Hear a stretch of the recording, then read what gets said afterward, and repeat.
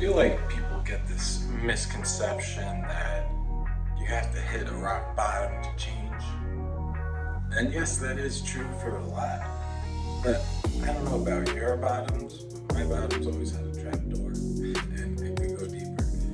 So it's not really about that, especially not in my case, because I've hit bottoms that didn't make me change, and I've changed before I've hit bottoms. So what was really going on? And when I really think about it, the breakdown, it was all the mental change. It was the mental accepting that, okay, this isn't working. This is a bad pattern. This behavior that I kept doing has now become a habit, a bad habit, a bad pattern.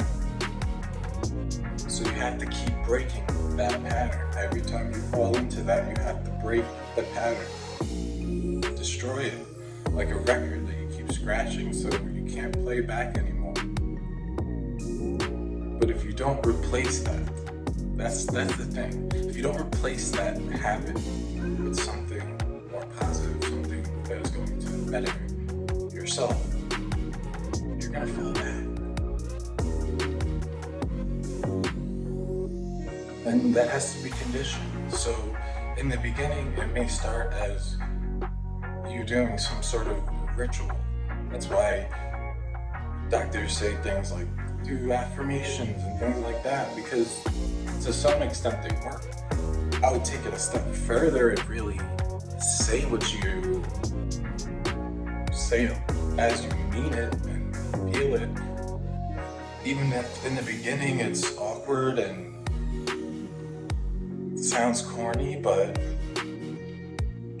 that's how so many people gain their confidence back, including myself. Like when I was first showed a way of changing my emotional state,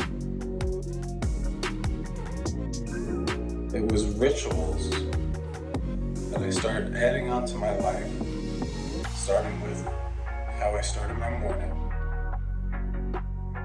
And then they turned into positive habits that replaced the old way of thinking disappears.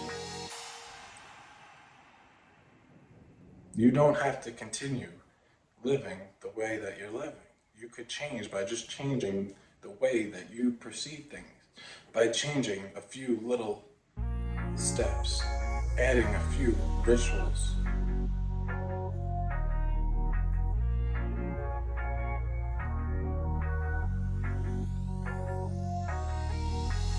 When the consequences outweigh the benefits, it's time for a change. The question is, are you ready to make that change?